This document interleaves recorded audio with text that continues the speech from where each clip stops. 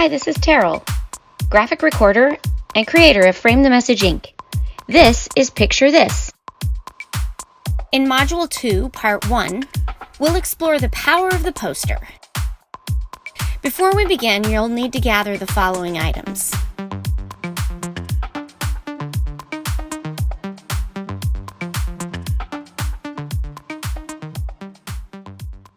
Growing up, I was known as the poster queen. If I'm completely honest, I probably made it successfully through school, not because of my academic prowess, but by making some pretty stellar posters. Where my academic work may have fallen short, I definitely made up for it in the extra credit visuals. But that's not the point. But truth is, I didn't create so many posters because of the extra credit, or even for the accolades I received from others. I created them because it was how I learned. Posters were a visual summary of my learning, and they just made me, well, happier. So you may be saying to yourself, yes, but why do I need to learn how to create a poster? Just about anything can be created on the computer or downloaded on the internet, so maybe I'll just skip this module. Don't do it. Here's why. In the amount of time you go online to search Pinterest or Amazon to find a ready-made poster specifically tailored to the message you want to deliver, you could actually create a poster that delivers exactly the message you want to convey. And quite frankly, you'll create something with a lot more attention and staying power.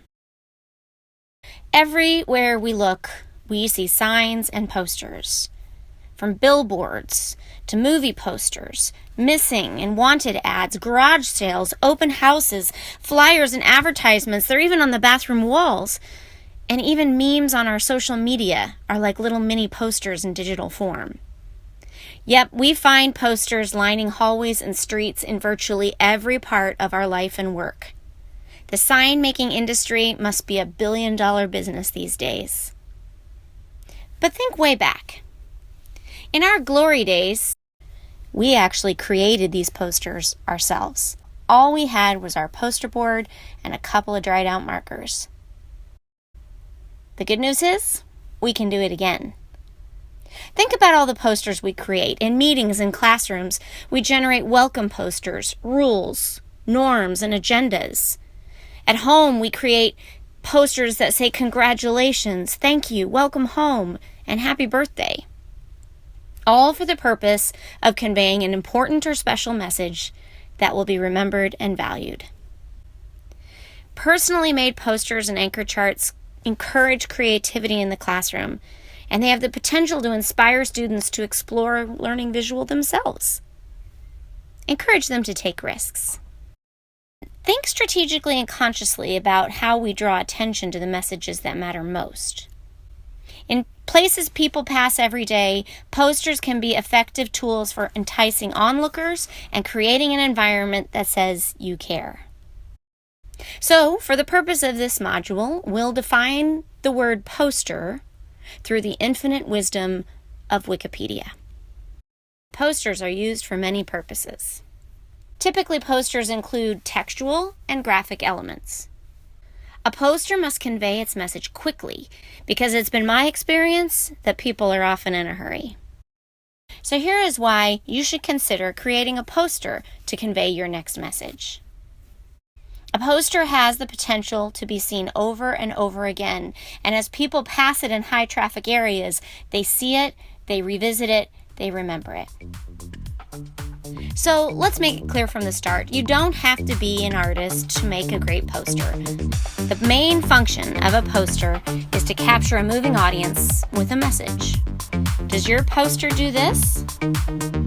When designing your poster, it's always good to plan its design out first. Think about dividing your poster paper into 3 sections. Top third is generally your center. Generally contains most of your important ideas. You can help people organize these ideas by using charts, symbols, and icons. The bottom third is usually a call to action. How do you want people to react after reading your poster?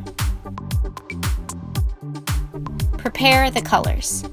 Generally want to select between 2 and 3 colors for your primary points. Black and gray are good to have in hand for boxes, lines, and shading. Play with text. Creative fonts can be really fun, but they're often harder to read, so choose wisely where you'll include them. So here's a demonstration. Divide a piece of paper into 6 parts. Using those 6 elements of thinking and planning, here's how I might think about planning my poster. I definitely want to let people know that I'm having a going away party. I want to use the concept of a plane departing for new horizons and opportunities. The party is for Julie on Thursday, July 8th at 5 p.m. I want to use a header that sweeps across the top of the page. In the center, I definitely want to include the particulars with a few fun icons. At the bottom, to include the RSVP contact information and some sort of encouragement to attend. I think I'll use company colors and black and gray for outlining and shading, and definitely something fun for the header. So, now it's time to get started on creating my poster.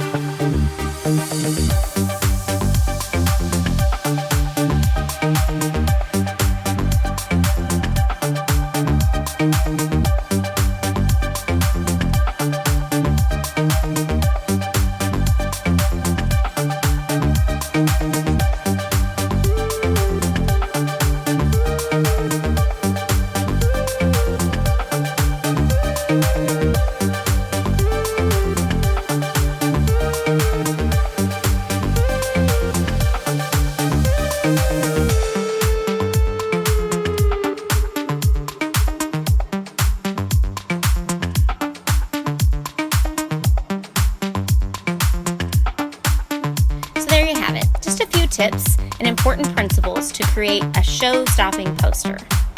Give it a try. What do you have to lose?